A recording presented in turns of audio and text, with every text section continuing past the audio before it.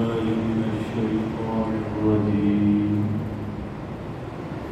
بسم الله الرحمن الرحيم. إن الصفا والمروة من شعائر الله فمن حج البيت أو اعتمر فلا جناح عليه أن يطوف بهما ومن تطوع خيرا فإن الله شاكر عليم. إن الصفا والمروة من شعائر الله. بے شک صفا اور مروہ اللہ رب العزت کی نشانیوں میں سے ہے. فمن حج البیت او اعتمر، جس نے بیت اللہ کا حج کیا یا عمرہ کیا، فلا جناح علیہ، اس پر کوئی گناہ نہیں، ان یطوف بہما، کہ وہ ان دونوں کے چکر لگائے. ومن تطوع، اور جس نے نیکی کی، خیرا، نیکی کی کھول کر، فإن اللہ شاکر علیم، بے شک اللہ رب العزت قدردان ہے، علیم جاننے والا ہے. میرے محترم بزرگوں اور دوستوں، تہذیب الاخلاق میں جو چیزیں شامل تھی انہیں پہلے ذکر کیا تھا. ان میں ایک ذکر الہی، اللہ کا ذکر کرنا، اسی طرح ایک صبر کرنا، اور اس طرح ایک تھا اللہ کا شکر ادا کرنا، اور ایک دعا. ان کا ذکر ہو گیا پہلے. اور انہی تہذیب الاخلاق میں سے ایک چیز ہے وہ شعائر اللہ. شعائر شعیرہ کی جمع ہے، اور اس کے معنی علامت اور نشانی کیا ہے. بہت ساری چیزیں شعائر اللہ میں داخل ہیں. حضرت شاہ ولی اللہ رحمہ اللہ فرماتے ہیں کہ نبی اکرم صلی اللہ علیہ وسلم کی ذات گرامی بھی شعائر اللہ میں سے، بیت اللہ یہ بھی شعائر اللہ میں سے ہے، قرآن کریم یہ بھی شعائر اللہ میں سے ہے، نماز بھی شعائر اللہ میں سے ہے. اس طرح بڑی بڑی نشانیاں جو شعائر اللہ میں سے ہیں ان کا تذکرہ ہے. اور ان میں سے ایک یہ بھی ہے صفا اور مروہ. ان کو شعائر اللہ کہا گیا، اور شعائر اللہ کی تعظیم لازمی ہے، لازم ہے شعائر اللہ کی تعظیم. فرمایا وَمَن يُعَظِّمْ شَعَائِرَ اللَّهِ، جو اللہ کی علامتوں اور شعائر کی تعظیم کرتا ہے، فَإِنَّهَا مِن تَقْوَى الْقُلُوبِ، یہ دلوں کا تقویٰ ہے، یہ پرہیزگاری ہے. تو یہاں کہا گیا کہ صفا اور مروہ یہ شعائر اللہ میں سے. صفا ایک پہاڑی ہے، مروہ بھی ایک پہاڑی ہے. اب علامتیں اور نشانیاں رہ گئی ہیں، ورنہ یہ پہلے دو پہاڑیاں تھیں. اور یہ مشہور اس لیے ہوئی کہ مکہ میں صفا کو صفا کیوں کہا جاتا تھا؟ اس لیے کہ صفا پہاڑی پر حضرت آدم صفی اللہ علیہ السلام آ کر بیٹھے تھے. تفسیر جلالین میں اس کا ذکر ہے. اور مروہ کو مروہ اس لیے کہا جاتا ہے کہ اس میں حضرت آدم علیہ السلام کی زوجہ حضرت حوا صلوات اللہ سلام علیہا آ کر بیٹھی تھی. صفا اور مروہ اس لیے کہا، مروہ امرا سے یعنی یہ، اور صفا صفی اللہ سے، تو گویا یہ دونوں یہاں پر بیٹھے تھے، اس لیے ان کو صفا مروہ کہا جانے لگا. لیکن بعد میں ان پہاڑیوں پر بت رکھ دیے گئے تھے، اسعاف اور نائرہ، اور لوگ ان کی پوجا کرتے تھے. جب اسلام آیا تو یہ صفا اور مروہ کے درمیان سائی ہوا کرتی تھی، دوڑا کرتے تھے. تو ایمان والے نے سمجھے کہ یہ تو اس دور میں تھا، اس میں بت بھی رکھے ہوئے تھے، لہذا اب صفا اور مروہ کے درمیان دوڑنا گناہ نہ ہو گئی.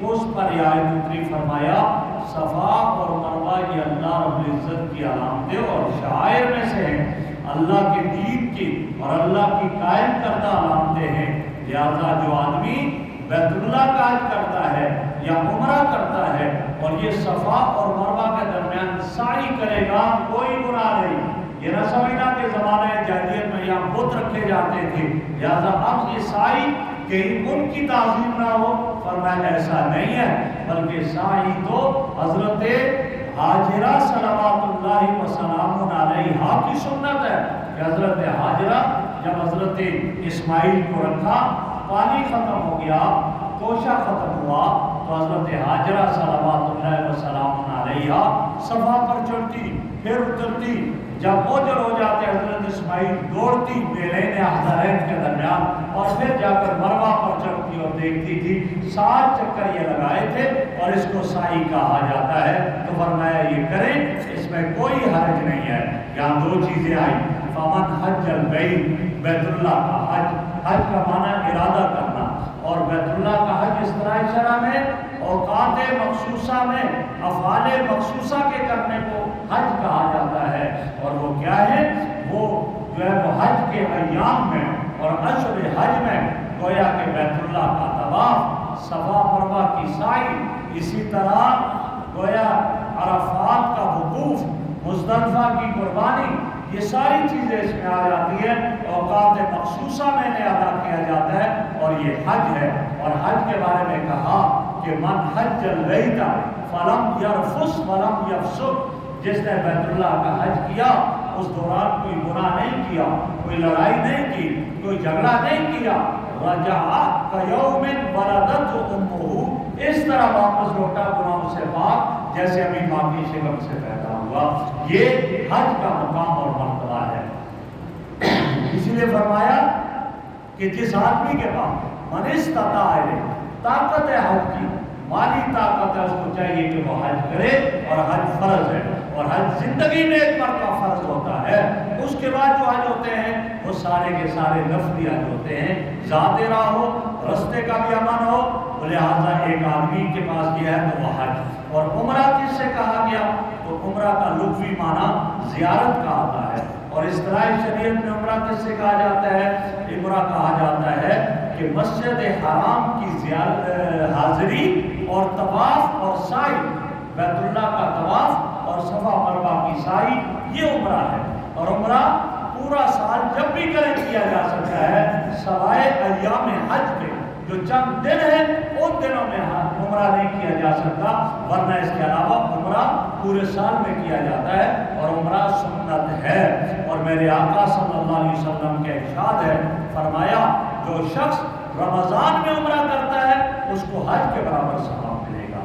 اور آپ صلی اللہ علیہ وسلم نے فرمایا ایک یہ بھی کہ جس نے رمضان میں عمرہ کیا اس طرح ہے اس نے جیسے میرے ساتھ حج کر دیا۔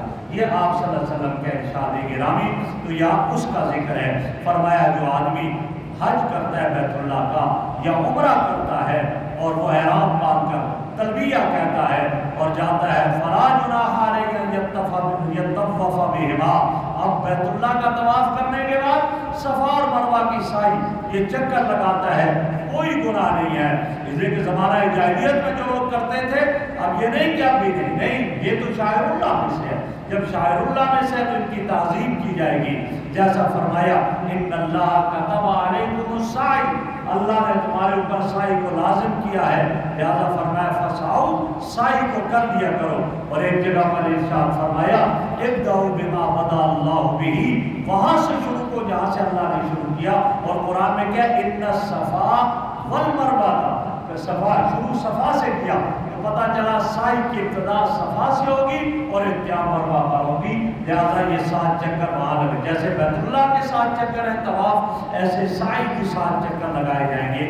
آگے فرمایا ومن تطوع، جو خیرہ، جو آدمی کھول کر نیکی کرتا ہے، نیک عمل کرتا ہے، طواف کرتا ہے، بلکہ بیت اللہ کا طواف وہاں نوافل سے افضل بیت اللہ کا طواف ہے۔ میرے آقا صلی اللہ علیہ وسلم نے فرمایا الطواف بالبیت، بیت اللہ کا طواف وہ نماز کی طرح ہے، فرق اتنا ہے کہ نماز میں بولنے کی اجازت نہیں ہے اور طواف میں بولنے کی اجازت ہے، لیکن بہتر یہ ہے کہ سے زیادہ باتیں نہ کرے اور اس میں دعائیں کرتا رہے اور اسی طرح چکر لگاتا رہے. تو لہٰذا بیت اللہ کا طواف، اور جو شخص جس کو اللہ یہ موقع عطا فرمائے، یہ سعادت نصیب فرمائے، فرمایا اللہ کی جو رحمتیں نازل ہوتی ہے طواف کرنے والے پر بھی رحمتیں نازل ہوتی ہے، اور صرف وہاں بیت اللہ کو دیکھتا رہے دیکھنے والے پر بھی رحمتوں کا نزول ہوتا ہے. صرف بیت اللہ کو دیکھنے سے بھی اس پر اللہ رب العزت کی رحمتوں کا نزول ہوتا ہے. اور بیت اللہ ان میں سے ہے چند چیزیں جنہیں دیکھنے پر اجر و ثواب ہے. قرآن مجید دیکھنے پر اجر و ثواب ہے، ماں باپ کے چہرے کو دیکھنے پر اجر و ثواب ہے، اسی طرح بیت اللہ کے دیکھنے پر بھی اجر و ثواب رکھا گیا ہے. تو یا فرمایا من تطوع خیرا، جو آپ کی خیر کا عمل کرے، واجب نہیں اس پر، اپنے پاس سے نفلی عمل کرتا ہے، نوافل پڑھتا ہے، یا وہ طواف کرتا ہے، قرآن کی تلاوت کرتا ہے، تو اس کو یہ معلوم ہونا چاہیے فإن اللہ شاکر علیم، اللہ رب العزت قدردان ہے. اللہ کسی کے عمل کو ضائع نہیں کرتے، اللہ اس کے عمل پر اس کو اجر عطا فرمائیں گے، اور ایسا اجر کہ جس کا اس کو پتہ ہی نہیں چلے گا. اللہ اس کو ثواب دیں گے، اللہ اس کو بہت کچھ عطا فرمائیں گے. فرمایا اللہ اجر عطا فرماتے ہیں. اور علیم، اللہ رب العزت جاننے والے ہیں، اللہ کے علم میں ہے جس طرح وہاں چل رہا ہے، جو عمل کر رہا ہے، اس کے اعمال پر اللہ رب العزت اس کو اجر عطا فرمائیں گے. تو اللہ رب العزت جو ہے وہ گویا کہ اپنے بندوں کا قدردان بھی ہے اور اللہ کے علم میں بھی ہے. تو میرے محترم بزرگوں اور دوستوں، یہ پتہ چلا کہ بیت اللہ کا حج بہت بڑی عبادت ہے. اسی طریقے سے عمرہ بھی ایک بہت بڑی عبادت ہے. جس کو اللہ توفیق دے وہ اس میں شامل ہو اور وہ اس کو کرے، لہٰذا اس کو اجر اور ثواب ملے گا. اللہ رب العزت سے دعا ہے اللہ ہمیں عمل کی توفیق عطا فرمائے. الحمدللہ رب العالمین والصلاۃ والسلام علی رسول اللہ یا حی یا قیوم اصلح لنا شأننا سبحانک اللہم وبحمدک اشہد ان لا الہ الا انت نستغفرک ونتوب الیک. صلی اللہ تعالی علی خیر خلقہ سیدنا و مولانا محمد